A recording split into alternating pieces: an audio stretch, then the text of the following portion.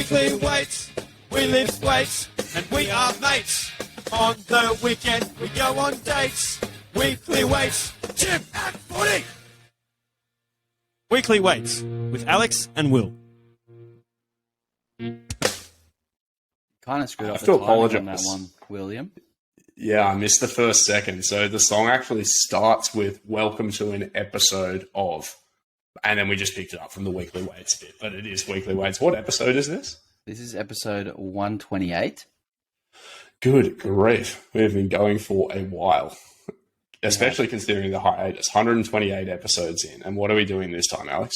So we're going to do another Q&A. We haven't done one in a long time. So I asked on my Instagram for people to give me questions, and I picked the best around 10. Yep. Top 10? Yeah, should we get straight into it? Yeah, let's just rip in. All right, so first question from @LiftingCats. What impact do you think Brawn and its virtual comps will have in Australia? So I had to Google this. Me too. I didn't know what Brawn was. In fact, I think in some ways, because like the last 2 years now has basically been like nearly no competitive powerlifting for me. Like I haven't competed myself, but I've also only coached at comps. Like I do 2 or 3 and then have a 6-month break because of COVID stuff. I think a lot of the goings on in the community that normally I'd just hear about in passing, straight up didn't hear about. But Brawn is an app. And I believe it was developed in the UK, and they've been hosting virtual powerlifting competitions. So I think they have like a window of time in which people have to record themselves using the app, performing lifts. They submit them, and then people get ranked by their totals and stuff. And I think as a concept, it's really cool. I don't think anything like that is going to usurp proper competitions. I say proper competitions conducted in person underneath a federation banner or anything like that. But I actually do see things like that becoming much more popular. And I'll let Alex give his 2 cents before I go into too much depth on these thoughts. But when I went and had a look at it, one of the big things I thought about was the way things operate in the video game community, and some of the ways in which I actually think that has been like a real positive for people in that, because video games are played by people obviously dispersed across countries and continents and things. And the way in which they're able to interact and compete online builds quite strong communities in a really cool way. But it needs to be decentralized, and that's where I have deeper thoughts. So Alex, you let us know what you think, and then I'll go into that. You mentioned federations, and this is actually under the IPF banner. If you didn't see that on the website. So It is technically, I don't know how exactly it would work, and I don't think that you could ever compare like a competition like this to an in-person competition. And I wrote down the same thing that you just said, Will, is that I don't see it as a way of replacing in-person competition. Like you're never going to see someone put up a total on the internet and go, oh yeah, he would have beat Taylor Atwood at Worlds if he didn't actually. People do that all the time on Instagram. Yeah, That's exactly how Instagram works. And anyone with any credit would say, well, he didn't actually beat him on the platform on the same day. And I think I don't think that's ever going to be replaced. But what it does do is it opens the door for a lot of people who are on the fence with powerlifting, and then it may get them into the community, into the community doing those in-person competitions after they do like a couple of online ones. And it kind of reminds me of some of the stuff that CrossFit used to do in the early days. They used to have like regional comps where you would send in your workout, and then they would email you and tell you, oh, okay, you've been selected to go to this state competition, to qualify for the CrossFit Games or whatever. So like that obviously helped CrossFit blow up, and, stuff like this could help powerlifting continue to grow if, people who are doing weightlifting or doing bodybuilding or doing CrossFit want to dabble in powerlifting and then like it. But it's not going to take over powerlifting. And you mentioned gaming. Like with gaming, you can play the same game as someone at the same time as them anywhere in the world. Whereas with powerlifting, we don't have the technology yet to do something like that, unless you could get 10 people on a Zoom and that's a powerlifting group, and then you go, all right, camera A, you're up on squat, and you got someone like switching between cameras and making it an actual competition, then like maybe. But that seems a bit far away. Well, there's two things to talk about there. One is there was actually a Twitch quote unquote powerlifting competition run recently, so Twitch being the big streaming service, which made no pretense at being like a normal powerlifting comp, but was a really good fun thing to do to grow exposure, in which people were lifting in lots of different locations simultaneously and sending videos in. And I think that was really cool. But the way in which it relates to gaming for mine is actually about how sort of games operate and how the communities function in them. So in a lot of games that develop a really strong community or a competitive community, there's this weird like democratization of the game itself, where the studio that develops the game doesn't necessarily then say, okay, well, this is how the game will be played at a competitive level or anything like that. What happens is the community says, like, whatever, we love Pokemon and we are going to develop a rule set that allows us to play the game in the way that we best like. Communities develop around that, where community figures share advice with other people, bounce ideas off each other. They nurture up and coming players, and they like create community spaces within which to interact. And you see that with lots and lots and lots of video games. And basically what is important about it is that everything becomes decentralized. The power goes from the people who created the game to the community itself. The community takes a lot of control in how the game is expressed, sets their own standards, helps people out. And in some ways, because the community has taken ownership of the game, it breeds a really strong, really vibrant community with lots of emotional connection to it that sort of, it like encourages continued investment of the higher ups in it. And that's where a lot of the coolest and best stuff and most inventive stuff in the gaming scene has come from. I think ideas like Brawn that allow powerlifting communities to interact more directly with each other and set their own standards as to, like, you know, whether it is what is considered not viable, what's considered legitimate from a competitive standpoint, or whether it's bouncing ideas off each other around training or just changing the nature of competition to make things more fun or more inclusive or whatever. I think things like that have the potential to greatly increase the reach of powerlifting. My only concern is that I'm sure Brawn is a paid app, and so anything that sort of gatekeeps around that a little bit reduces the capacity of the community to do that. I think in some ways Instagram already demonstrates the potential of sort of taking the idea of powerlifting, which is basically trying to get strong at the squat, bench, and deadlift, and democratizing it a little bit, because on Instagram you can post whatever you like. And so there's nothing stopping you going on the internet and saying, I like strength training. And you already find a community because people follow you if you share things that you think are cool. And so there are lifters in Australia or internationally. Like, my favorite person in the world is Worm Chad. I don't know if you watched him on Instagram, where the dude just does the grossest, the dumbest feats of strength, but everyone loves it and everyone's in there talking. And suddenly, like, people know Worm Chad's the guy who goes and searches like 220 kilos for no reason.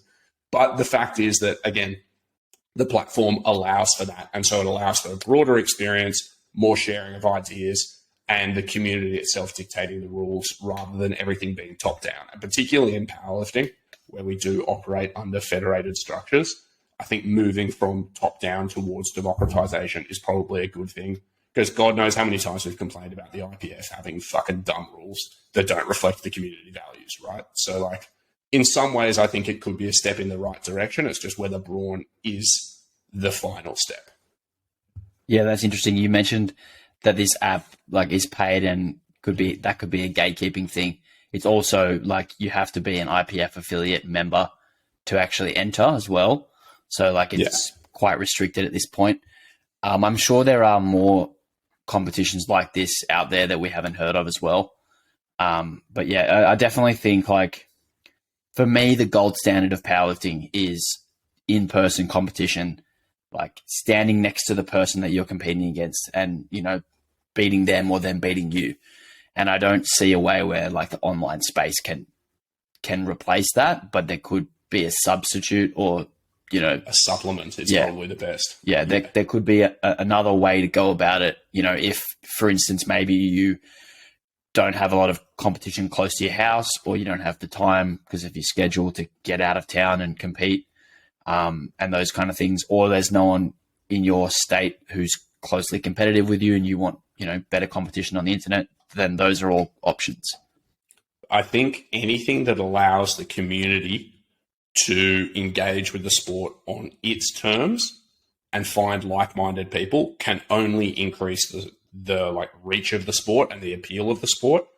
And if that also gives the community the power to determine what are the things that we most value about this sport, and so the sort of agreed upon high-end competitive rule set comes to reflect that, then what you'll probably find is that the sport will be performed by more people at a higher level. It may be that, like you said, nothing will ever change from competing everybody in the same room at the same time under rules very similar to the IPF's ones currently. Probably. But if it creates a space in which people can also come in and do things that are a little bit different, or the medium by which we're interacting sort of promotes people being inventive and having fun, then just allowing for that disruption also allows for progression of the sport. That's the thing that I think is cool about it. And it could also be, something that a high-level competitive powerlifter does for fun on the side. Like we see the stuff that Ben Rice is doing on his Twitch. Like, what does he deadlift? 700 pounds every week? Or is it 800 pounds every week? I literally don't even know anymore. But it's awesome, whatever it is. Yeah, and he basically calls himself a strength entertainer at this point. And, he's just trying to get more people training, which is great. So I think have you seen the thing he did where he was wearing that fake sumo suit thing with the extra arms deadlifting? It's so funny. It's so funny. He's done some hilarious stuff. Didn't he skull 2 monsters and then deadlift 700 straight after or something? Or shotgunned them? Something like that. So he has a thing. He has a big wall behind him where he writes his subs' names on them. And I should say sub, by the way, is subscriber, not like a sub-dom relationship thing, just in case. I was going to say this guy's just got... Anyway, whatever. So he writes all his subscribers' names on it. But then for certain amounts of donations or just whatever it is, certain durations of subs and so on, they can also say, take a shot of Monster or whatever, of your choice of flavor, or if you donate $50, he'll shotgun one, or he'll do a lifting challenge or something. So he basically puts himself out there, and then people will pay him to do outrageous things. And I have so much concern for his heart health because he does quite well. So I'm just imagining that somebody is literally paying him to demolish energy drinks on the daily. And I can't believe that he sleeps. But he is making a living. I demolish energy drinks and I sleep very well. Yeah, but I don't know if you're doing it on the same level as him. And if you're streaming to Twitch, peak hours are degen hours as well. You want to be going at night. So he is there just shotgunning monsters at night, training, and then having to go sleep after. It's a rough world. I was actually a Ben Rice subscriber in 2011. On Twitch? No, on YouTube. YouTube, yeah. Man, his YouTube content was great back in the day. I haven't watched a Ben Rice video in a long time, but it was great. He seems like such a wholesome guy, and he's also incredible as a singer. Yeah, I was just going to say he used to post his opera, his church choir. Yeah, he had a barbershop quartet performance as well that they did publicly in some judicial chamber or something. It's big marble floors, high ceilings. And it was beautiful. He's a really, really talented, interesting guy. Honestly, really well cut out for being a Twitch lifting entertainer. Strength entertainer is what he calls himself. Strength entertainer. I like that. That's a potential career path for us all. I mean, if we were strong. I'm neither strong nor entertaining, but I make a run at both. All right, next question. Also from @LiftingCats. Despite the PA issues, gyms haven't rushed to affiliate with APU. Is it wait and see? So I am the world's least aware person of anything happening in the powerlifting world always. I'm going to let Alex start, and then I'll add my 2 cents of gossip after. So obviously we know that PA basically imploded, and you know, a lot of the gyms who were affiliated announced their unaffiliation or de-affiliation with PA, and a lot of high-profile lifters, you know, removed themselves as members. It doesn't seem like a lot of people have rushed to join APU, and certainly not very many gyms have rushed to join APU. But I think a lot of that is related to COVID and, you know, all the interruptions that we've had with particularly competition schedule. So obviously Nationals was supposed to happen, and then Sydney stayed in lockdown, then Melbourne went into lockdown, and then everywhere was in lockdown. And had that not been the case, I think the PA gyms who were running meets would have affiliated with APU to give their lifters a chance to continue to compete. But because there was kind of no real path to competition anyway, it kind of threw a spanner in the works, and it's almost made it look as if everyone is waiting and seeing. But I do think that 2021 will see a majority of the PA gyms affiliate with APU. I know a few off the top of my head who will be, and they are waiting till 2021. But yeah, I imagine that APU by the end of 2022 will have more affiliated gyms than PA probably did in 2019. That's my impression as well.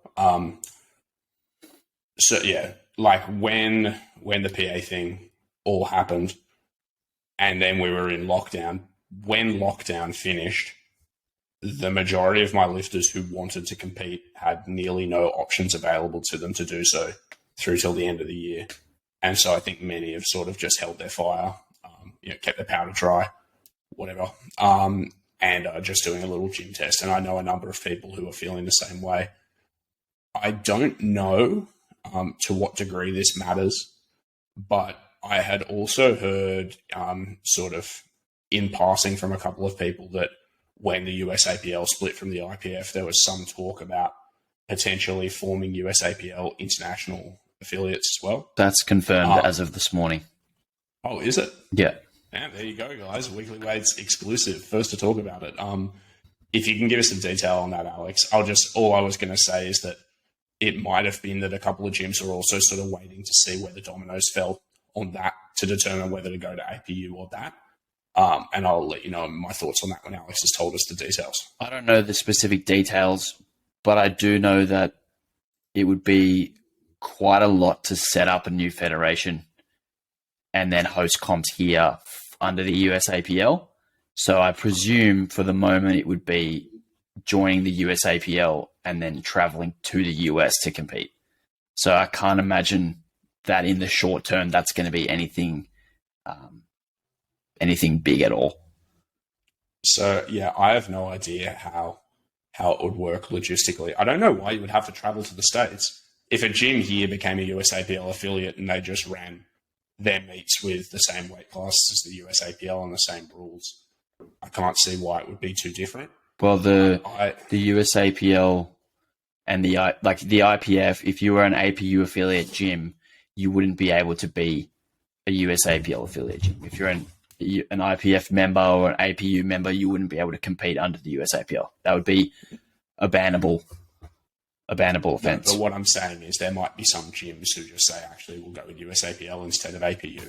I don't know if any would, or I certainly don't know of any specifically that have said they intend to.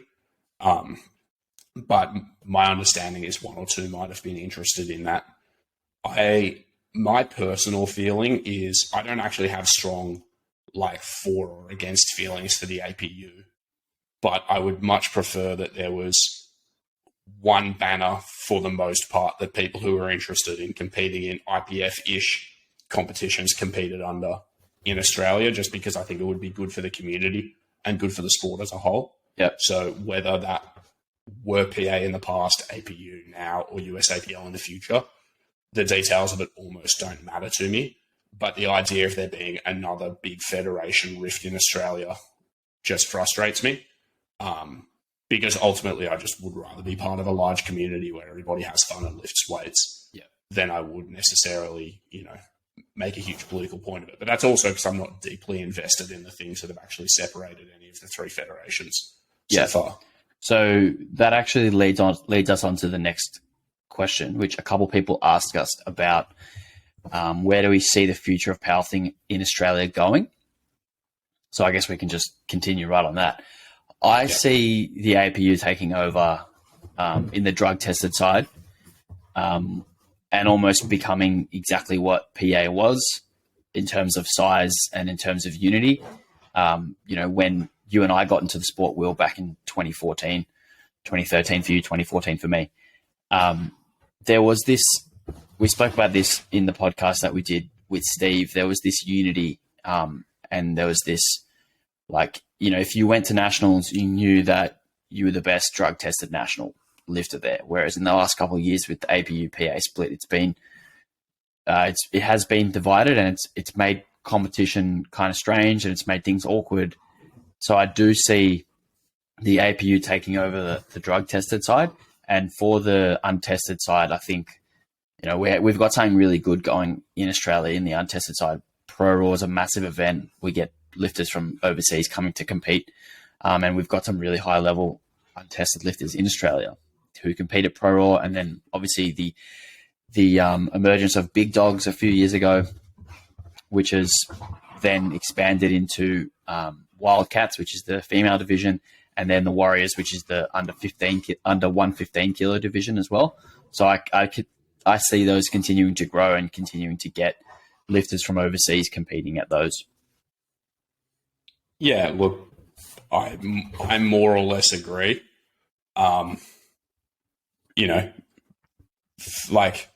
Excluding the possibility of some completely unforeseen circumstances further disrupting the scene, I suspect that it's going to be APU at the tippity top for drug tested stuff, and the untested side is already going quite strong. So I don't see huge changes there. What I am somewhat concerned by, but always cautiously optimistic about, is the impact of COVID on the drive of people to compete generally. Because the disruption to competition over the last couple of years has really severely impacted a lot of lifters' motivation and engagement with the sport. And as things normalize and competitive opportunities reemerge, what will either happen is a new population of lifters will come to fill the space that some of the lifters who've maybe become disengaged over the last couple of years leave, or those lifters will come back. But I think there's going to be a little bit of a lag time. I wouldn't be surprised if next year is a slightly quieter year overall for Australian powerlifting than 2019 was. So, but that's just my vibe on the basis of how many lifters have been reporting lower motivation and lower desire to compete. And I think that is very largely situational. If you have COVID and then you have the implosion of PA, which was a very large part of the powerlifting community on top of it, I think that's just taking away a lot of the things that would have made it easy and exciting to compete for lots of people. So I think that's going to cause some lasting damage, but ultimately damage that will heal. And the shape in which we heal up is just going to be determined by what's available in the competitive landscape. Yeah, well, that's what I was going to say. Do you think that's directly related to the access to competition? Yeah, I do. I think the access to competition. I also think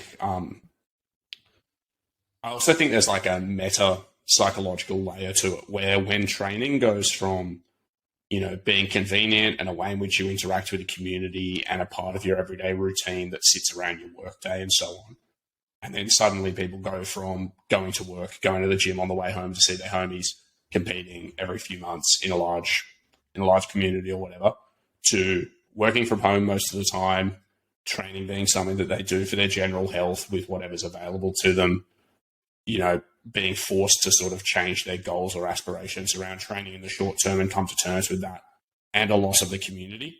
I think all of those things also feed into probably a lesser desire to compete or to pursue maximal strength in the short term.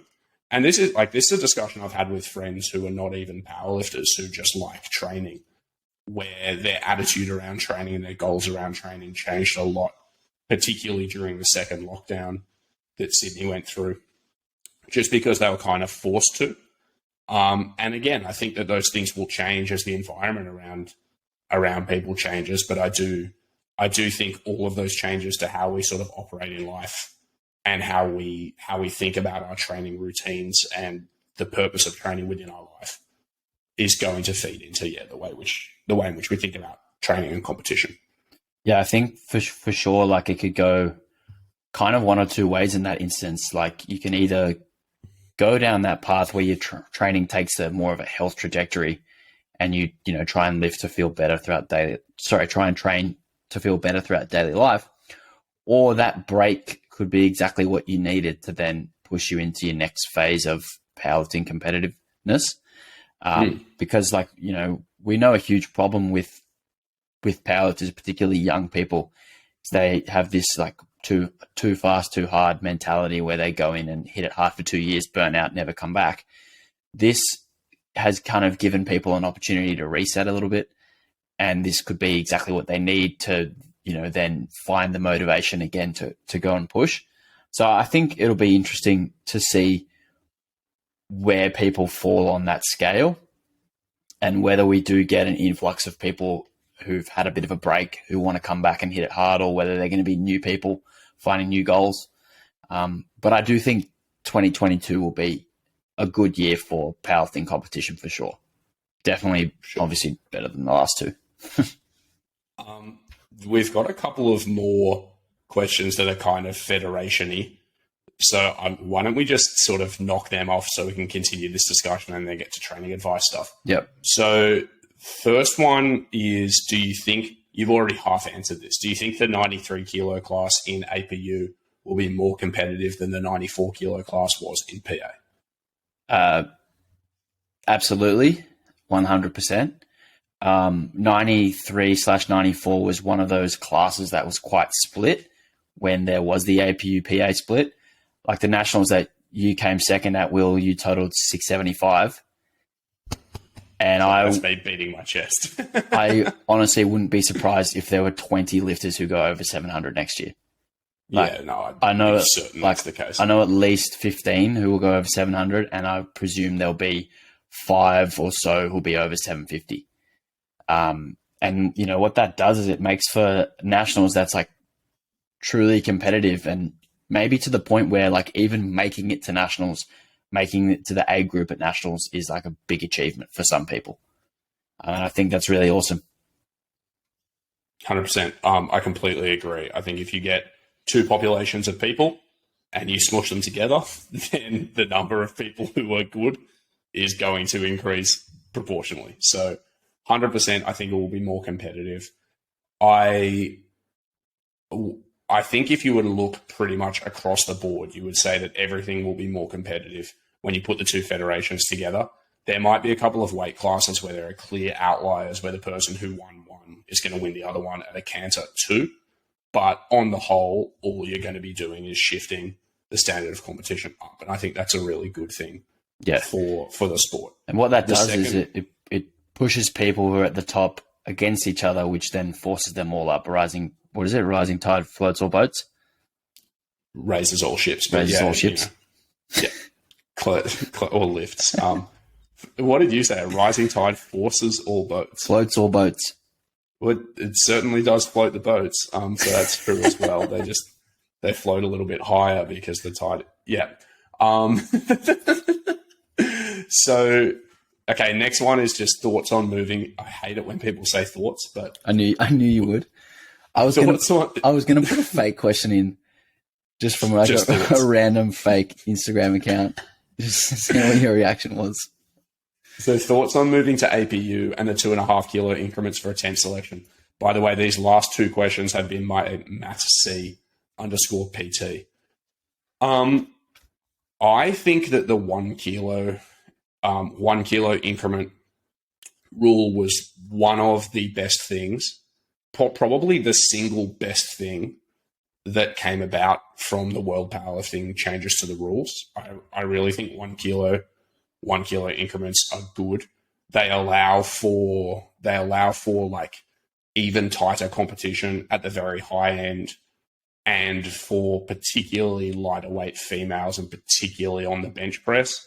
They also allow people to more truly and more accurately express their strength and gains that they've made competition to competition. So in some ways, I think it is a shame to return to 2.5 kilo increments.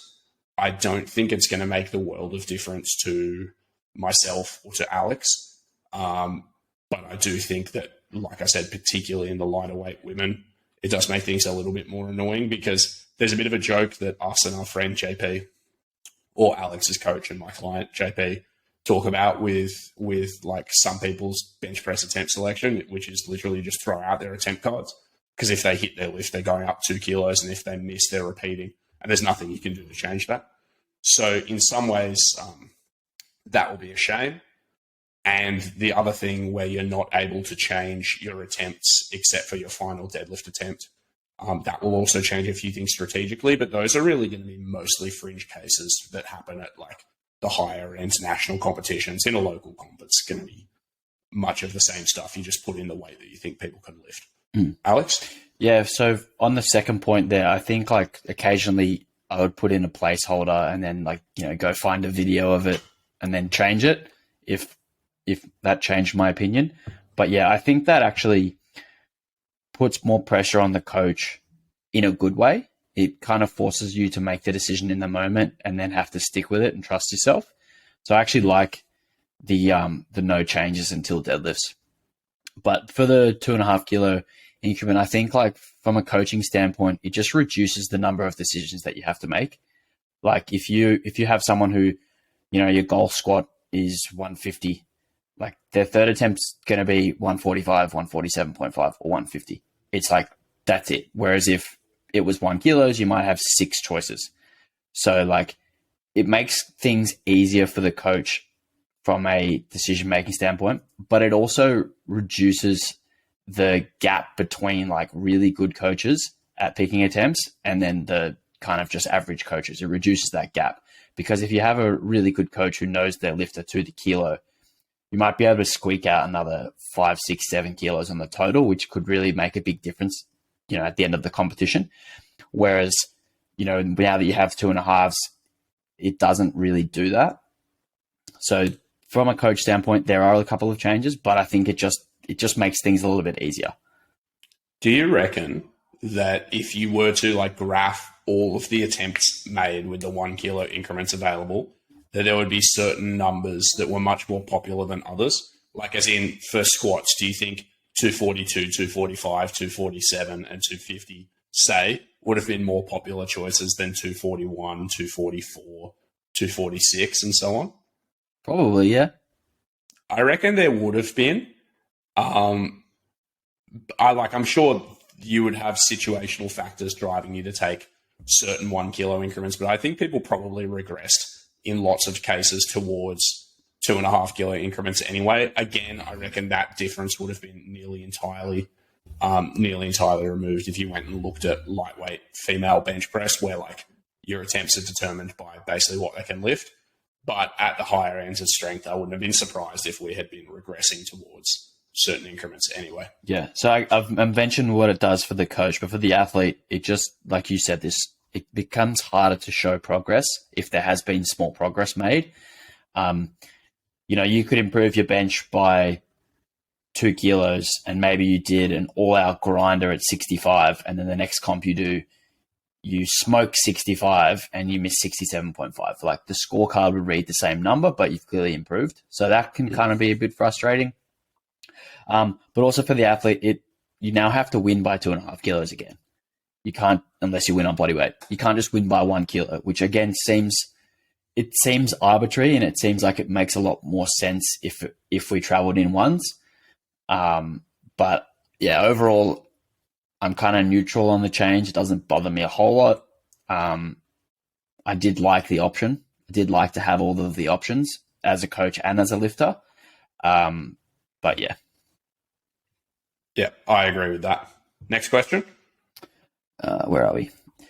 From Forged S&C, how would you program top and back off sets using RPE, and when would you use them?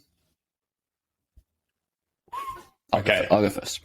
I was going to say, this could be a long discussion. Alex, can you monologue very quickly? I'm going to be back in 20 seconds. Well, I was going to keep it quite simple. No, just monologue. Give him the monologue. I'll be back. So for top sets, I generally use top sets as indicator sets. So it tells us whether what we've been doing in training has been successful and how successful has it been. So when you program a top set using RPE, we need to be careful that we're not using too many reps and we're not training too close to failure or too far from failure. So there does seem to be a bit of a sweet spot here. And, for me, the way that I see it, it's between 1 and 3 reps, probably between 6 and 8.5 RPE. So yeah, if you're hitting within that sweet spot, you're getting a decent indication of where your top end strength is, which is what I would consider to be the primary reason for using a top set in the first place, whether that is an RPE target or whether it is load specific. For back off sets, I tend to use RPE as a way to kind of ensure that we're doing training that is hard enough. And that's basically as simple as it is. And it doesn't have to be a particular small range like the top set range. It could be a lot broader. You could do sets of 3, you could do sets of 10, sets of 12, RPE 5 all the way to 10, depending on what the goal is. But again, it's going to be, dependent on the goal. Will? So I think the biggest benefit of RPE broadly is that you basically let the intensity or like the weight on the bar change to better reflect your training intentions or the intention of your prescription by giving people flexibility to choose. And so if you're trying to determine whether to use a fixed load or RPE, then the kind of question you need to ask yourself is, well, which of these is going to best capture my intentions for the session, and for the given athlete, which is likely to result in them doing training closer to what I intended. So there might be times when you would want to constrain somebody's load selection, and when that's the case, then maybe using a fixed load prescription or using a percentage-based system would work. And then for other times, I think RPE is probably the system that best captures or best allows you to account for the variability in performance we see day to day. So a couple of examples. There was a paper that came out recently that was actually on session RPE, so not on reps and reserve anchored ratings of RPE, the set, but session RPE, where you just rate how difficult was this training session. And you can use that to track basically how much stress you're subjecting athletes to, particularly if you have a measure of how much time they were subjected to a given session RPE for. And an observation that was made in the paper, it's good. It's worth reading because there's lots of interesting little insights into it that you can relate to powerlifting training. But one of the insights was that lots of athletes tend to have their difficulty regress towards a middle ground. So sometimes their highest intensity sessions end up coming back towards moderate difficulty, and their deliberately easy sessions bump up towards moderate difficulty, and so you don't quite get the degree of undulation that you would want. I think in powerlifters, that can be true, but I'd say in the case of top ends, like top set work, most people aren't really undershooting their top sets chronically. There's only a few people I know who do that. Most people want to lift heavy. But in the case of rep work, sometimes things do move towards moderate difficulty when, say, you either want it to be hard or more often you want it to be really easy. So one instance in which I wouldn't use RPEs often would be in prescribing deliberately really easy sessions. You either need to use a slightly different language to frame your RPE, or I would use like a fixed intensity. And if we extrapolate that same example to thinking about top sets, there might be certain instances in your training where you don't actually want the top set performance to be really hard. You might just be wanting to give somebody exposure to adequately heavy weights for them to get some practice before they go and do their rep work. So say you're in an off-season block and you want to give your lifter a top single or a top double for some high-end strength practice, but you don't really care if it's RPE 5, 6, or 7. You just want it to be heavy enough. And so in that instance, you might just prescribe like a 1x2 at 85% or something. And that's going to be heavy enough to do the job without necessarily murdering them. But then you want to ensure that their back off work is close to the appropriate difficulty for the day, and giving them the freedom of load selection with the RPE can be good, and can also allow you to track progress across the block better, because you can see, what is the intensity in terms of weight on the bar versus the RPE rating on a week by week basis. So you can use that to more organically track progression, and you're using the top set for practice. And then here and there, you'll want to flip those things around where you say, well, actually, I'm really interested in you expressing strength. So say this might be during a strength block or as you're approaching a peak. And in that instance, you might say, okay, well, I want you to do your top set at RPE 8.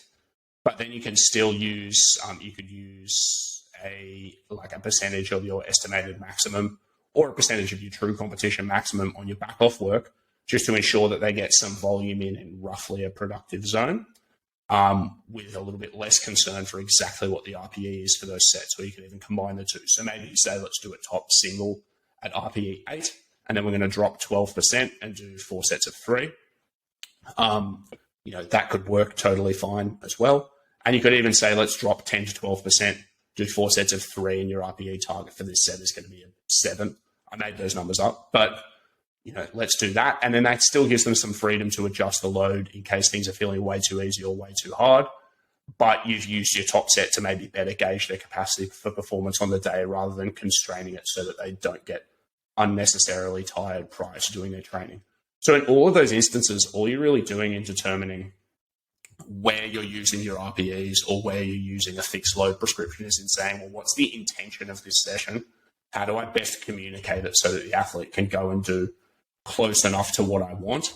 And then you just write the language on the paper that best conveys that, and then talk to your athletes. I don't think it's an entirely chalk and cheese comparison, and just understanding, basically what your athlete's going to do with what you write on the piece of paper, and what their tendencies in terms of decision making are might tell you exactly where you land on that pendulum or on that spectrum.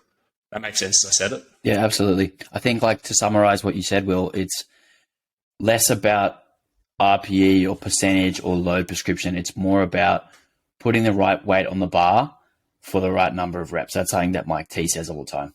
That's kind of our goal as a coach, and the goal of the athlete is to do the right amount of training, essentially.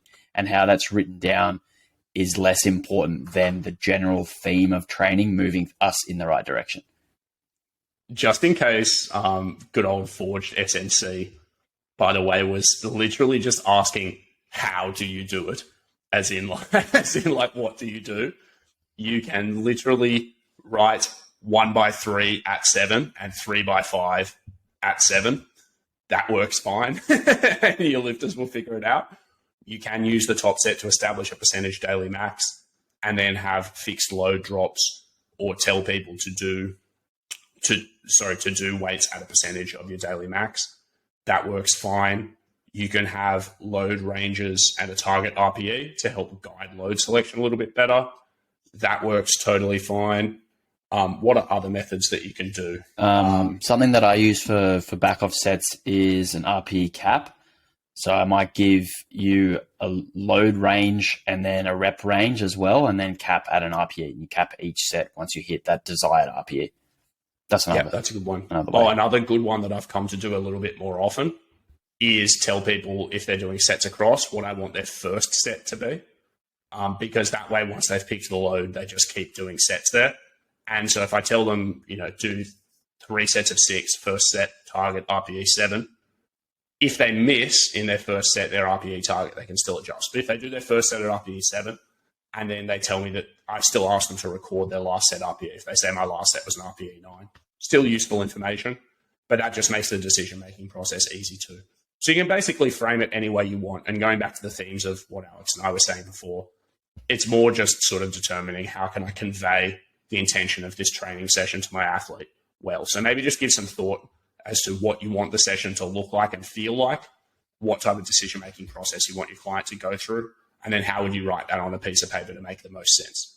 And you'll come to your own way that makes sense. Yeah. And when you know your athlete better, you'll be able to put down on paper what they're going to respond to as well. Yeah. Yeah, my athletes are rat dogs. They don't do their program anyway, so it doesn't really matter what I write down, you know. At JP. Anything could happen. It's chaos training in Burke methods. Are you calling out JP there for missing a bench the other day? Did he do it again? No, JP's not too bad.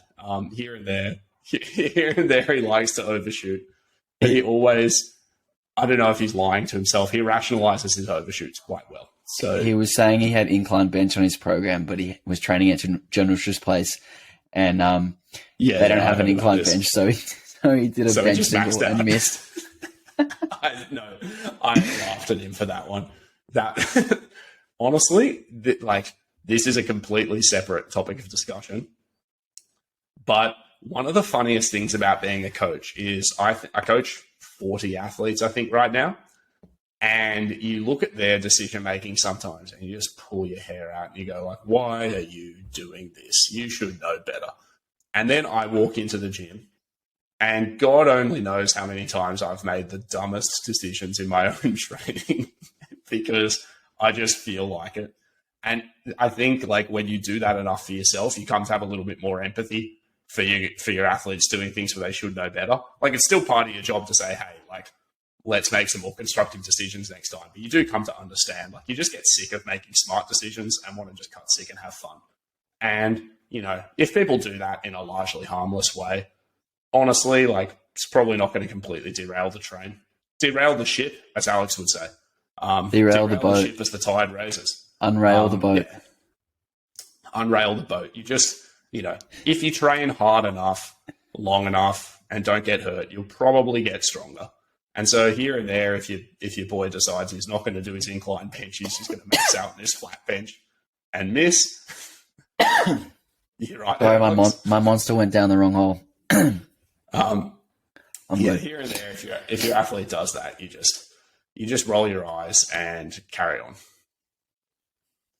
All right, moving on. From David Dobson. Does conjugate, max and dynamic effort, have its place in powerlifting off-season training? No, just kidding. It's okay. Alex, you didn't even smirk at that. I wanted to yell and like really slap my thigh, but the problem is that my microphone is so much louder than Alex's that if I did that, I think the computer will explode. Okay, probably a more helpful way to think about this than just answering like, does conjugate training have its place, is just thinking sort of on the broad spectrum of training that could contribute to you getting better at powerlifting. Does conjugate training even fall on it at all? And I think the answer is like quite clearly yes. If you're in the off season for powerlifting and you say, well, look, I'm going to do some training method where I go and I do some heavy lifting on all 3 lifts once a week, that's going to be sufficient for strength maintenance. Obviously, you could do it better or worse ways. If you were doing your max effort day on something approximating your competition lift most of the time, probably going to be better than doing something completely bizarre that has nothing to do with your comp lift. But let's just say I do some heavy lifting on the movement patterns once a week. I have another day that's much lighter. It's probably too light to be great, but it's much lighter. It doesn't matter. And then sandwiched either side of it, I'm doing a whole bunch of hypertrophy work on the relevant muscles. Could that feasibly make you better at powerlifting in the long term? Certainly. Could you do things better? I would argue yes, but that doesn't necessarily mean that you have to do things better. If you were to say, I really enjoy this training system, I'm doing it for a bit of a break, it is sufficient, like I said, to at least maintain strength. There's nothing inherently damaging about that structure and it's not so non-specific that it's not likely to contribute at all, then in that case, totally. I think it's better in application for like athletic training, probably, than it is for powerlifting training. But it's not bad. And if you wanted to do it, I wouldn't be like, don't waste your time. You can by all means go and get stronger doing that, I think. Alex? Yeah, I agree, Will. When I like look at how I structure my programs now, it almost resembles like Westside. And that's going to sound like really strange because I've bashed Westside heaps on this podcast before. So much. But people can change. It's not exactly like conjugate. It's just taking the elements from it, like you said. If we're doing max effort work, that's going to be really conducive to strength gain and in an off-season period, strength maintenance, like you said. But it's important that it's the right amount of difficult. If you are going full out max effort at 10 during an off-season, it's probably not what you want. And particularly if you're doing it on lifts that aren't the main lift. Like in the actual conjugate system, they don't really touch the main lift at all. And if they do, it's like once a month. So in the context of like, does the actual conjugate method, is that good for powerlifting off-season trades? Probably not, but there are ways we can tinker with it to make it really effective. So for the max effort stuff, if your max stuff is like below 8 RPE, then that's probably fine. For the dynamic effort stuff, like Will said, it probably is too light, but you could tinker with it and you could do it, you could do it between 60 and 70% 1RM, and that would be perfectly sufficient for technique practice. And then the third element is obviously all the accessory work, which is obviously exactly what we want to be doing during the off season. So if we take the elements of conjugate system and we kind of use our brain a little bit and say like, okay, how can we make this slightly better for powerlifting? Then there's absolutely stuff that you can take away from it. This isn't that hot of a take, but a couple of slightly hot tweaks on that. I think that your max effort work could be harder than at 8. It might not be maximally productive to go really hard. Maybe it'll contribute to more fatigue than you need. But I also think there are some people who, and particularly with like a little bit of exposure to it, build up some tolerance to training quite hard. And if you're excited to go and do that, totally fine. And I think that you could still cycle lifts on that max effort day. I just wouldn't go crazily far away from your competition lift. So if week 1 you worked up to a heavy triple on your comp squat, week 2 you worked up to a heavy single on your pause squat, week 3 you worked up to a heavy double or set of 4 or whatever on your pin squat, and then week 4 was your halfway deload week or something where you just did like 3 ramping 5s on something different, a high bar squat, and then you went back through that cycle, would probably be fine. And I do think that your dynamic effort work would be more productive if it was in heavier intensities than they do for West Side stuff. And you got to remember, a lot of those West Side percentages are based off of a multiply max in full equipment, and then they're training raw. So like already the training is substantially heavier than you would think looking at it. I think it would be more productive for it to be heavier. I don't really think that it's actually fantastic technique practice to do lifting at 60 or 70% of your max anyway, because if it is too easy, you're literally not developing technique because you're not challenging it. But where I do think I might have some value is literally just giving you a chance to move some weights quickly and feel quite recovered while maintaining some energy to push that accessory work hard. So you could have the choice of turning that day into like some harder repetition effort work, or getting some more volume in at generally higher intensities whilst keeping lots of reps in reserve. So you could do like 10 singles at 80 or 85% or something on all your lifts. That would be fine. But then it no longer looks like West Side. But what you might just do in this context is say, I already have one heavy day of lifting per week. I'm just going to go shift some tin and make it quick and easy on this day and then smash my accessories. And again, in an off-season context, you're doing enough for strength maintenance and then you just go and do a bunch of hypertrophy work. It's okay. It's probably not perfect, but it's totally okay. And if somebody was like, this is really good fun and that's what I want to do, I'd be like, okay, off you go then. Yeah, the fun element of it is often overlooked. We're always looking at like what's quote unquote optimal from a physiological standpoint, but psychologically, if someone is really invested in it, they're going to give it more effort. And, sometimes that could mean be exactly what they need. When was the last time, Alex, you lifted with chains? I actually haven't benched with chains since 2012. I think I was 2011. Can I just say, fucking sick, dude. So much fun. I would love to do some chain work right now. I actually think we have some chains at Steed. I might go off program tomorrow and just do some bench. When I was working at at Scott's, we had chains, and I used to train with the head of basketball, like after I'd coach in the mornings. Yeah. And we used to just do chain bench like every Tuesday. Yeah. It was the best. Sick. Yeah. So like chains, weight releases, if I could do all that stuff for fun, I would. And I have done like a whole bunch of timed set work in the past. I've done squat doubles every 60 and 70 seconds way back in the day. That was okay. I actually really enjoyed doing it for deadlift. For bench, I found it really sucked because the setup's annoying and so on. But like there's elements of it where I'm like, that's kind of fun and engaging. And like you said, the fun element is often underestimated. I think in your off season, if you're doing enough to broadly shift the dial in the right direction and you're having fun and feeling good, that's sick. So that's my answer is, go for it and have fun. To go back to the max effort, you mentioned that it could be harder than at 8. I was kind of referring to if you do select the competition lift. And the reason why you probably wouldn't want it to be harder than at 8 is because your performance probably won't be very good if you're deep into an off season and you're not doing very much specific stuff. So mentally, like if you hit a single at 8 and it happens to be like 20 kilos less than your best single at 8, it's probably not very motivating, and it's probably doesn't give you that satisfaction, and it's probably not worth being in there at that point. Yeah, sure. I can definitely get around that.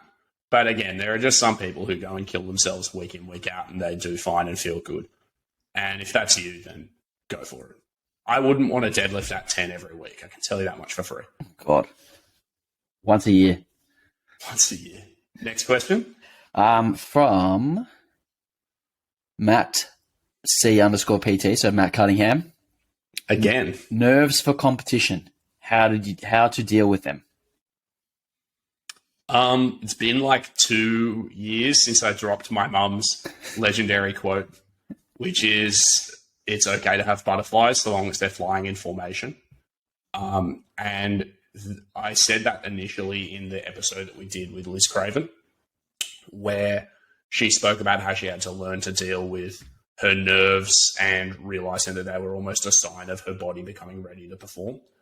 I think one of the exciting things about lifting at competition and about any competitive endeavor is that your performances actually do start to matter a little bit. And I think that can be really facilitative. I personally like feeling that way because it makes me excited to go and try my best.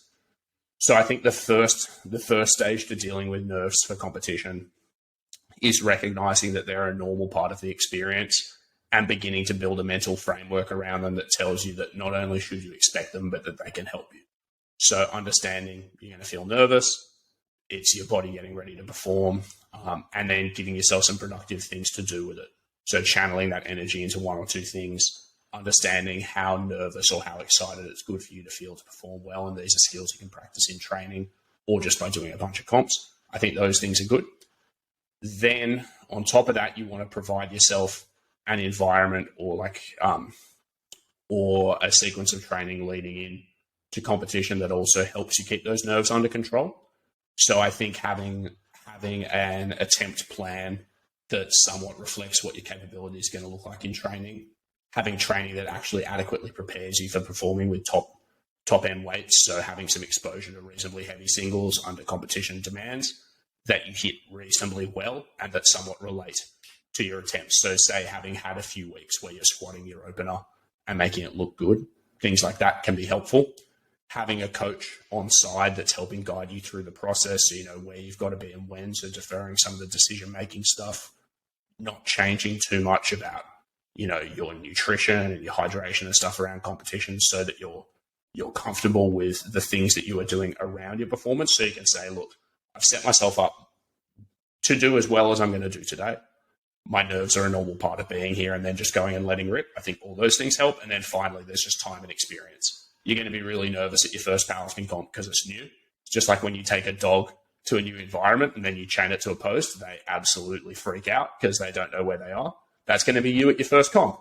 But once that dog knows that this is the post that you chain it to when you're waiting for your coffee, they start falling asleep on the footpath because they're comfortable in the environment. You're going to be the same way. Do a few competitions, get used to that process, and get used to those fluctuations in how your body feels and how your mind is going across the day. And I think you'll be a lot less nervous in the future. Alex? Yes, there's a couple extra things. First of all, I agree with everything that you've said, and I didn't even really consider the training aspect of it. I was kind of just only thinking about the day itself. But there's some things you can do in developing your routines, which can really help you in competition, particularly with your like lift setup. Touch the bar this way, step onto the platform this way. Those kind of things will take over once you practice them enough, and then you won't have to think about them once you actually get on the platform. And that's something that's really important. We don't want to be spending our energy thinking about, oh, where do I put my hands? Oh, where do I put my feet? We want to just use our energy for the actual lifting portion. The other thing with developing routines is it's around food. Like, don't eat food that you wouldn't usually eat on a comp day, and then you'll start to feel sick in the stomach, and then maybe that will contribute to even more nerves. The music that you listen to the same music in competition that you do in training. Like, have go-to songs for your squat top set. Have a go-to bench song. Have a go-to deadlift song. Can I drop in just very quickly? Do not listen to this song unless you want to overshoot and hit a big PB. The song is the ABC News remix by Pendulum. Do you know it, Alex? No. It pops off so hard. I thought it. When did I come across it again? I came across it during lockdown, and honest to God, it bangs so hard. I'm going to send it to you after this, but I've mentioned it to a few people recently, and every single person who has recognized it has been like, "Oh my God, like yes." And every person who hasn't recognized it, who's listened to it, has been like frothing at the mouth. Do not listen to that at a competition unless you want to win. So do listen to it. Don't listen to it. It could be dangerous, the amount of strength. For your competitors. Yeah, they may not have enough weights. ABC News Pendulum remix. Be careful. Very careful. People are going to be scrambling out the back to get the extra set of 25s. Yeah, the crowd will try to lift if they play that through the speakers. So just be very careful. Sorry, Alex, back to what you were saying. That was just an important content warning. So yeah, developing routines that you can carry into comp day are going to be really important. And that's going to really help with your nerves. And also practicing competition commands. Like, don't go into a comp without doing a few of your bench singles with comp calls. You'll be surprised how long they hold you for at the top before a bench. So if you're worried about that, practice it. Practice your squat calls. Get referees to check your depth. Send your videos to your mates and ask them if it's depth. That should take some of the nerves away and just put another thing in the back of your mind that you don't need to be thinking about. And the last thing was be in the moment. Now, I've experienced this a lot of times where I've been so anxious and kind of absent from the competition that I've had to like get myself away even further by like taking too much caffeine or getting too psyched up, which never really actually helped my performance. Something that I've found has actually helped my performance is being aware of my surroundings. Like, look someone in the eye and you'll actually feel like you're there and you're actually living. Whereas like in the past... Do not look someone in the eye if you've been listening to the ABC News Pendulum remix, because they will be frightened. Shut up. In the past, I've been like very hesitant to like look at the crowd or, do certain things because I was so anxious and nervous. Whereas like, I actually think it can help you perform better if you understand that you are where you are. And something that I've done a lot lately is I'll give my handler a fist bump before I go out, and it like that contact with my hand makes me like feel like I am in the competition and I'm present in the competition, and then it just makes everything feel like more in the moment, as opposed to in the past where I felt like I was having an out of body experience watching myself lift. I think I'm probably going to misuse the word, but I think they call it centering, the psychological strategy of having one or two tactile cues that help you bring yourself back into yourself. So one of my lifters used to, I think Liz Stomps, that's that's part of the reason she stopped walking onto the platform. One of my lifters used to squeeze something.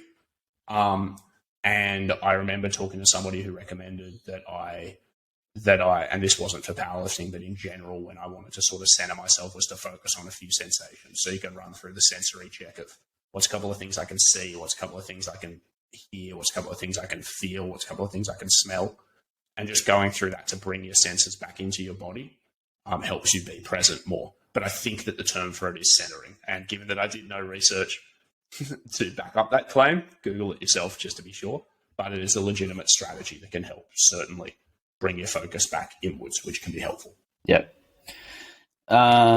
Next question from Chevlift. So this is Darcy. What kind of pathways into coaching do you recommend? And this is into becoming a coach. I messaged him about this. He wanted to know what kind of steps you would take if you were interested in becoming a powerlifting coach. We've answered this one a number of times. To sum up, broad experience is good. I think that you should get some coaching experience or some personal training experience with people who aren't powerlifters as well, because a large part of your success long-term isn't just going to be domain-specific knowledge. It's going to be your ability to interact with people and coach them, and you will draw skills from other fields that help you. The things that differentiate you as a coach or as a powerlifting coach aren't just the special powerlifting things you know. It's the little bits of extra flavor around who you are and what you do that interest people and, being yourself. So I would make sure you go and you interact with a whole bunch of other populations, learn as much as you can, do some general personal training. On top of that, I think you should train for powerlifting itself and have a coach yourself or have a couple of coaches. Ideally have some training partners too. All of those people will be mentors to you, but just that exposure to experience and that ability to begin to practice your skills. So do a little bit of self-coaching, get in the habit of analyzing your lifting, looking at your program, determining what you're doing and why, how you can make good decisions, helping other people do the same thing and so on helps. I would then start volunteering to help other coaches at competitions. So just help handle some people so you get some exposure to that environment, get some chances to have a dry run at making those decisions. You might want to help out a couple of your friends with training, write them some programs, get some feedback, start to determine what works, doesn't work, and so on like that. And as you begin to do those things, particularly if you're already offering personal training services, people will begin to gravitate towards you on the basis of your enthusiasm, so the enthusiasm with which you engage with your own training, but also on the basis of sort of like, I hate this phrasing, but like the good energy you're putting out in the world. If you are helping people, they're getting some success, and you're doing so within the domain of powerlifting, people will begin to refer people to you, and they'll refer people to you who you're qualified to help. So last time we answered this on the podcast, I said, like, Ray Williams isn't going to come knocking at your local Fitness First and say, hey, man, I need you to fix my squat if you're just starting out. But if you are helping a bunch of people get involved in powerlifting, there'll be a few lifters who aspire to what you're doing, who are new, who are going to come and ask you for help because they're interested in the sport and you're already in that space, and you can help them do that. And before too long, you'll have a roster of people who you are training for powerlifting, and you'll have a little bit of experiences. Good grief. And you'll have a little bit of experience. You'll have a little bit of experience with which to draw off and help them. And then once you are at that point, then you might want to start advertising yourself more widely. And as you as a lifter get a little bit more qualified, and as some of the people that you've been working with over time get a little bit more qualified as lifters, you'll start taking on higher and higher level lifters as well. So the quick summary of that is basically give yourself a broad base of training experience, and that includes training other people experience and training yourself experience. Get involved in the powerlifting scene, begin taking people on initially for free, and then just at a low level so that you can build up, again, more and more space or more and more experience. Do that and people will start coming to you. And then we can talk about ongoing education and things after that. But that's where I'd start. Alex?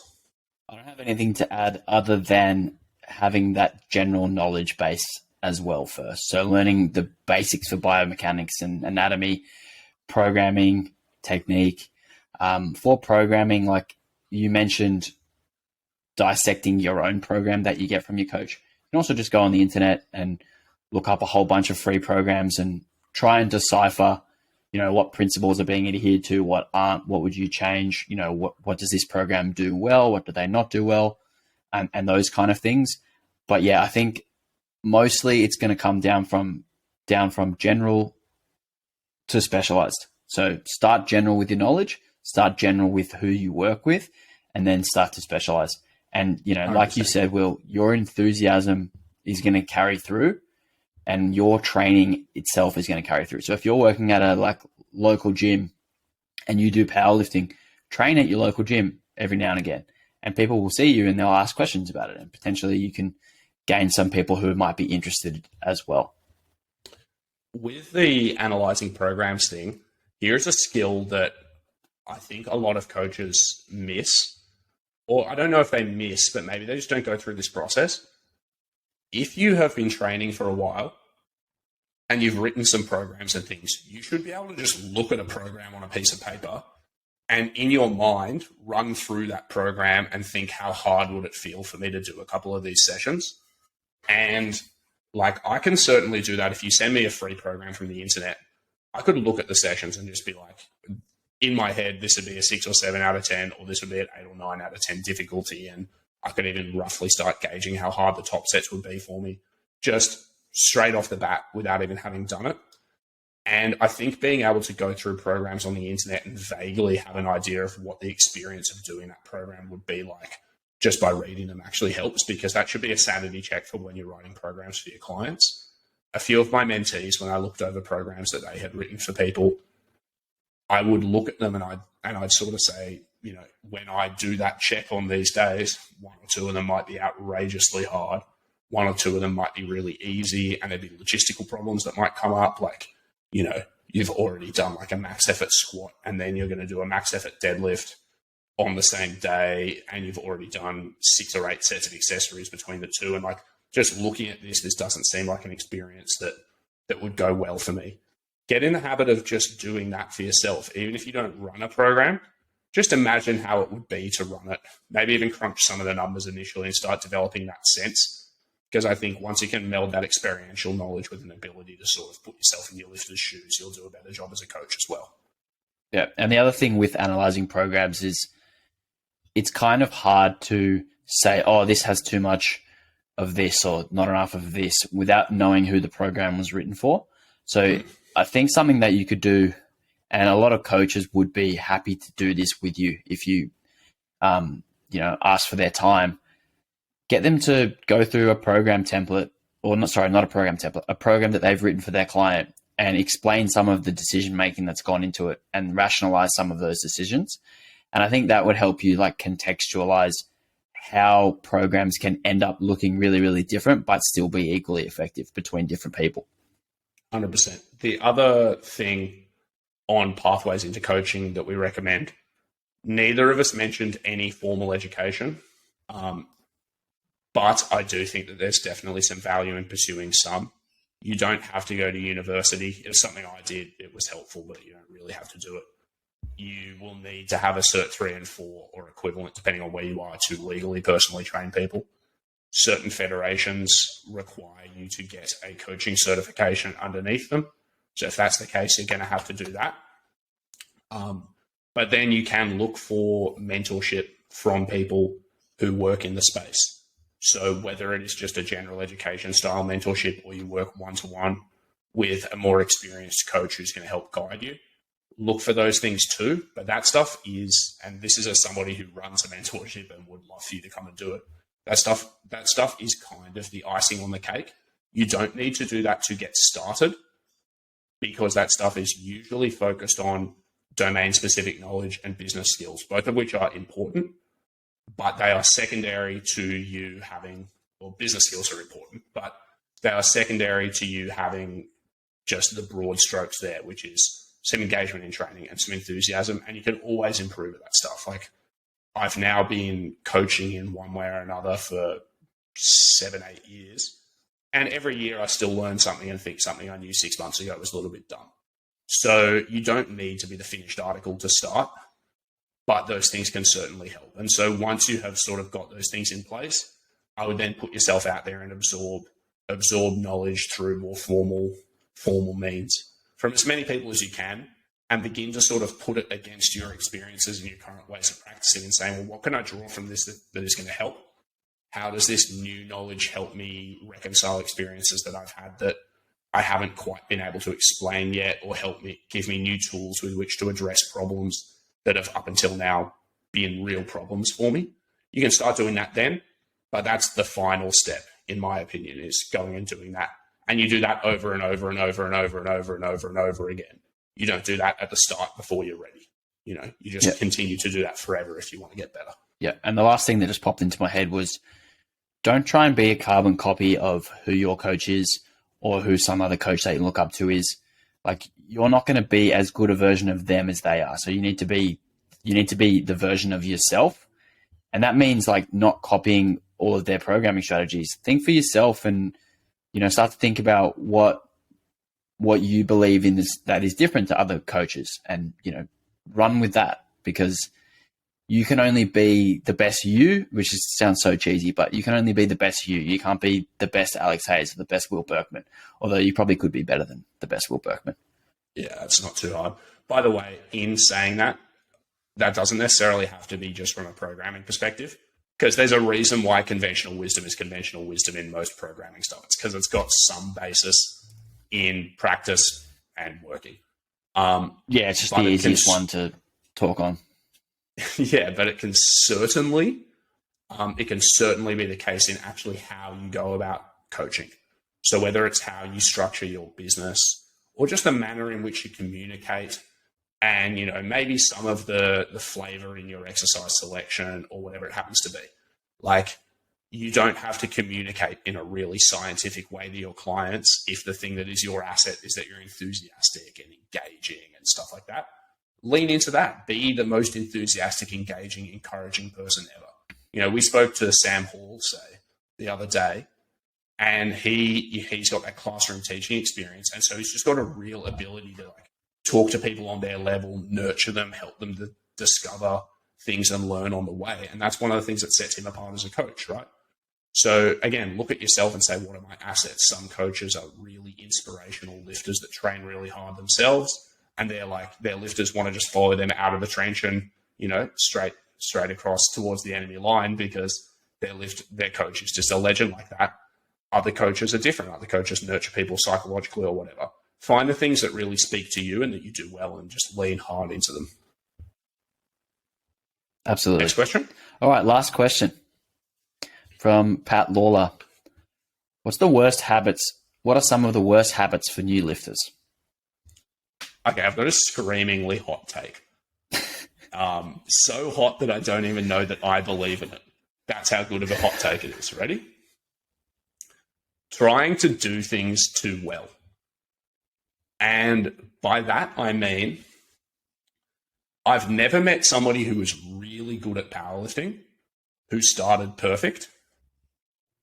But I've met lots of people who are really good at powerlifting who, without knowing anything about lifting, went in and trained really hard, had a good time, didn't necessarily start with great technique or great programming, but just engaged continually with the sport. And over time, everything got better incrementally. And I think now, because we have so much access to good information and so on, there are lots of people who are so paralyzed with trying to ensure that their program is right and their technique is good before they add any load or whatever, that they kind of get caught up in stuff that is really, in the grand scheme, minutia. And this isn't really a hot take. I just believe this absolutely at this point. And so when I say don't try to start too good, I absolutely think it's important to refine your technique. I think it's important for new lifters to begin to learn to lift within the competition rules, to make an effort to get better over time at their technique, to do, whatever it happens to be. I think it's important to have some type of structure to your training and so on. But that stuff doesn't have to be perfect to get the ball rolling. And in the case of particularly something like technique, even with the best intentions, you're going to be so bad at, say, squats for the first few months to a year or whatever of you lifting, just because you're not that used to it and your body's not strong enough to support heavier weights as you put them on your back. That if you worry too much about that, you're not going to get stronger. And it can turn into a really sort of self-limiting set of beliefs where you don't try hard enough to actually get better because you're so worried about, is my program right? Is my technique right? And so on. Where in reality, if you had just been really dumb and had no idea, you might have ended up ahead of where you are. And so I think the worst habit is to focus on being correct as opposed to trying hard and enjoying it. Because if you try hard and enjoy it, you will get better over time. And in a year or whatever, you'll probably be ahead of where you were. It's not that hot of a take. But Alex, do you know where I'm coming from? Absolutely, man. And, although I do think it's really important for newer lifters to put more of a focus on technique than it is to lift heavy, if focusing so much on technique inhibits your ability to actually try hard, then you're either not going heavy enough or you're wasting your time. So what is your good technique? I'm going to argue with you, even though I think you agree with me. What is your good technique when you're a brand new lifter? Like if you go to squat, does it have to be perfect, or do you just have to get to depth and not fall over, and you do a set of 5 and they're all kind of within 10 or 15% of each other? Like how good is good? Well, obviously the margin for error with good, the longer that you train, gets smaller. So when you're new, good for a beginner, you can get away with doing some shonky reps so long as you're not like putting yourself in a dangerous position or like just blatantly not following the rules. Yeah, 100%. But, if I don't want to call people out that I don't coach, but, our friend Brandon coaches a squad of lifters at the gym that I work at in the mornings. And lots of them are in their first year or 18 months of lifting. And if I walk in, I might only pay attention to them once every month or two. And I might see them too cool for school. Way too cool. But I might walk in and see one of them do a set of deadlifts where I'm like, that was hard. 3 of those reps sucked. It was a set of 5. 3 of those reps kind of sucked or whatever. But, they're in there trying. And then I don't pay attention to them. And then 6 weeks later, I come in and the lifter's doing 30 kilos more or something, making slightly fewer mistakes. Like, they've clearly gotten better. They still haven't gotten perfect between month 1 and month 3. But I think the margin of productive training is wide, and they will have some embedded technical errors that they have to fix over time, but that's just an inevitability anyway. And like you said, if they had just not tried hard enough because of the errors that I'd seen in week 1, they may not have ended up past where they were in week 6 or whatever when I came back, Mm. So it's not don't worry about technique. It's clearly important. And if your training sucks and you never practice the same thing, you don't follow a program, you're never going to get better. But don't be blinded to the forest for the ships. Is that how it's set out?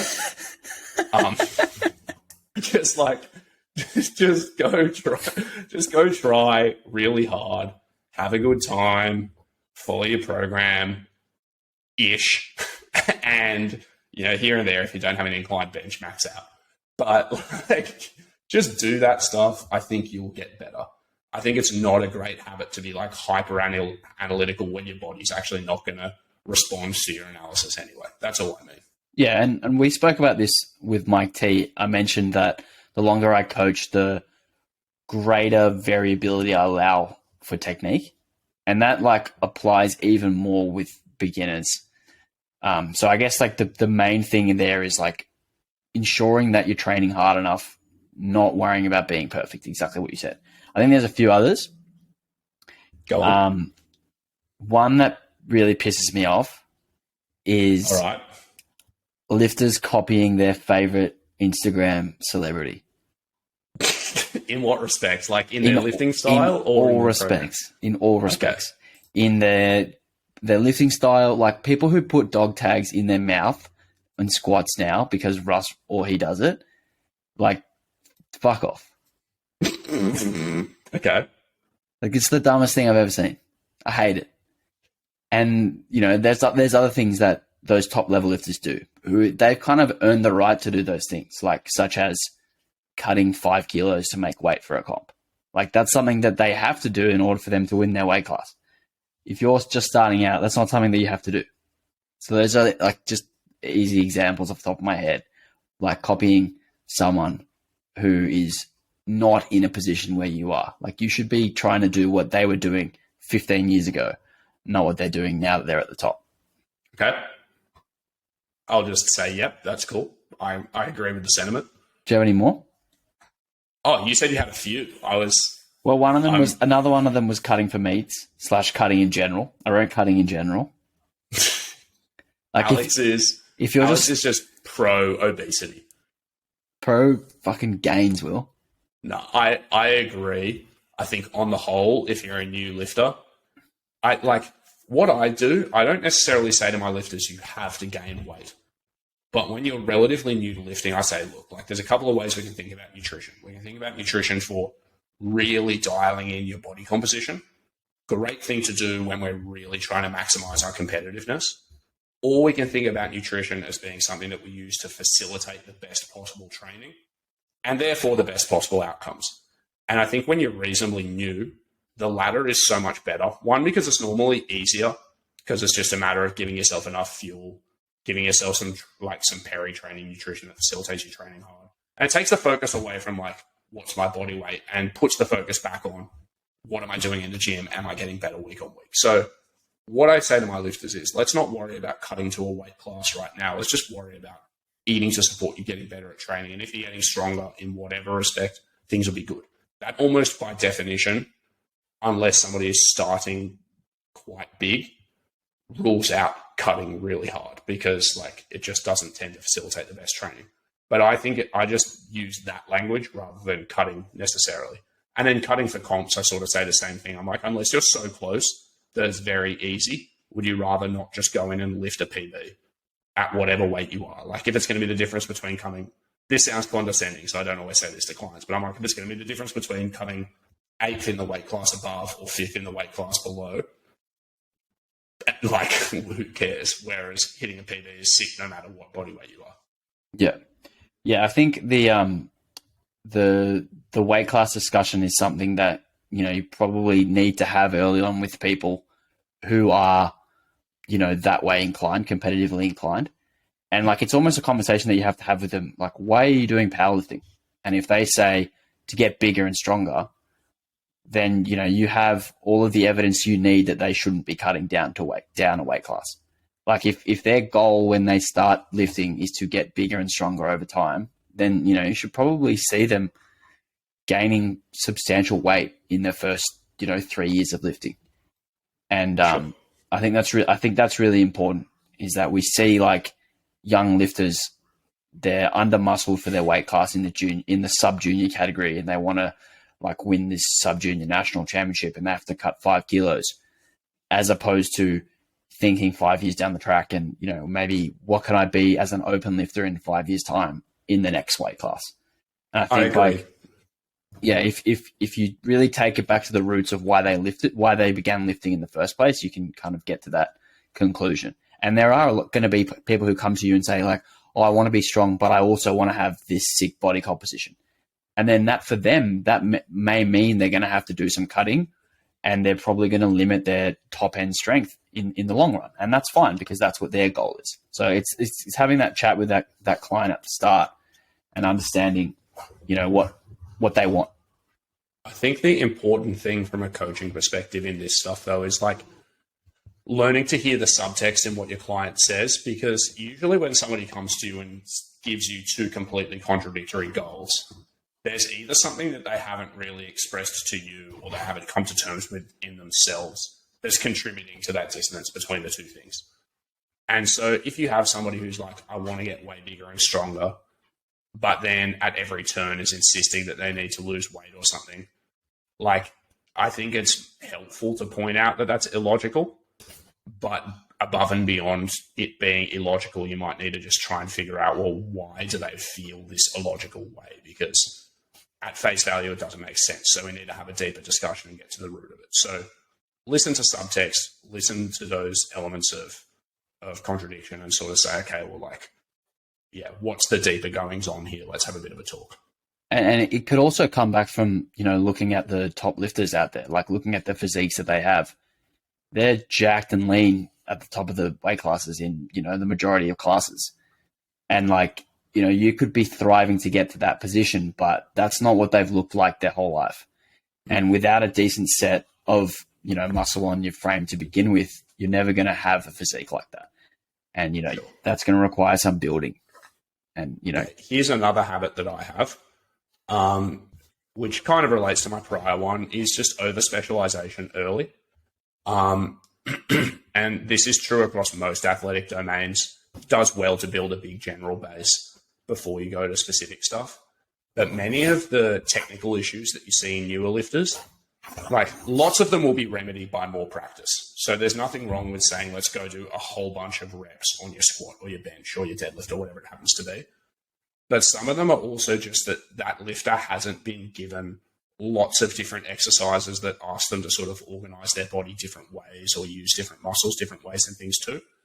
And so both because you need to just have a big tool set of motor skills to draw off of to be halfway decent at anything, and because if you're a new lifter, you probably need to build some muscle, I think it's really helpful to give people some lifts in which they go and they try quite hard, go do some squats, do a bunch of reps, go do some bench, do a bunch of reps. And then just let them go and do some lunges and some push-ups and some pull-downs and so on and get a little bit bigger. Goodness me, Orbs is on fire today. Just go and try really hard and get a little bit bigger and do some bodybuilding-based training and stuff, because there is always time to specialize a bit later. But I think giving yourself, lots of exposure to lots of variety, trying really hard, enjoying training, building some muscle, all of that can only be good. So don't think that you have to go to the most specialized routine ever early, because it probably won't help you. Yeah, it all comes back to like trying to fast forward 10 years down the process. It's like you can't skip all these steps at the start and just end up where you want to be in 10 years. You have to actually go through the 10 years to get to where you want to be in 10 years. And like I was talking to one of my friends who's recently like trying to teach himself how to play basketball, and he sent me some videos of him like, doing behind the back dribbles into like step back threes and stuff, but he can barely dribble with his left hand. I'm like, man, you need to just practice dribbling with your right hand, dribble with your left hand, practice like, basic fundamentals, learn how to properly shoot, like all of these things before you start worrying about combining it all. And it's very similar to how people consider lifting. It's like, you barely know how to bench press. You can do 5 push-ups and you're trying to learn Japanese grip bench press. It's like, let's not get carried away. Let's like learn the basics. Let's get generally better. And then, when it's time to specialize, you'll know. Like you'll know when you need to be this tall to ride this ride. You'll know when there's kilos that can be had by doing something more specifically. And, that will present itself. You don't have to rush it. 100%. That's all for my habits is focusing on the minutia 2 different ways. Cool. You done? I'm done. Sick. Well, that brings us to the end of the Q&A, but I want to launch a very quick segment that I haven't told Alex about. So, Alex, surprise. Here we go. Also, apologies everyone for Aubrey barking. No, it's okay. The mailman came twice. Oh, good. Well, the mailman should know better. He should. You should put a sign out the front when we're recording saying podcast in progress, leave the mail here. Go back to the truck. Yeah, exactly. Wait in the truck. Okay, the segment, Alex, is called Don't Mention the War. Right? And it's about our feud with fucking Peak Speak. Because we haven't given the people an update for a while, but the feud is ongoing. We still hate those guys. And if you are a supporter of Weekly Weights and you want to help us bring this war to a speedy conclusion, because it's been going for a while, please like, comment, subscribe if you're watching this on YouTube. If you're listening to this on a podcasting app, please leave a review and a rating, and we'll start reading them online. And if those reviews, because we can't strictly say anything defamatory about those criminals, Shero and Thomas, but if you say anything defamatory about them, we can read it and say that it doesn't express our views, even if wink, wink, nudge, nudge, it kind of does. So don't mention the war. It's just a call to arms. Everyone, please like, comment, subscribe, leave ratings, talk shit about Peak Speak so that nobody goes and listens to them if they're looking at Weekly Weights reviews, because we wouldn't want that. And we'll read it out on air. There's going to be a whole bunch of burner Will Berkman accounts leaving Suspicious comments. Yeah, exactly. People who say, I love moustaches but hate Thomas Lilly from Mill Norkman. No one will know. No one will know who that was. Yeah, that's the segment though. Is basically just please review the podcast, like, share, subscribe, whatever. You know, all the things they say, like they go, like, "What's up, YouTube?" That's how we're going to start our next one. What's up, YouTube? Like, comment, subscribe, hit that red button down below. Woo! Fuck pig speak. It's going to be us. That's the segment. I'm done. Nice. All right. That was Weekly Weights. I'm Alex Hayes. Will. We'll talk to you in a fortnight. Talk to you in a fortnight. Peace, guys.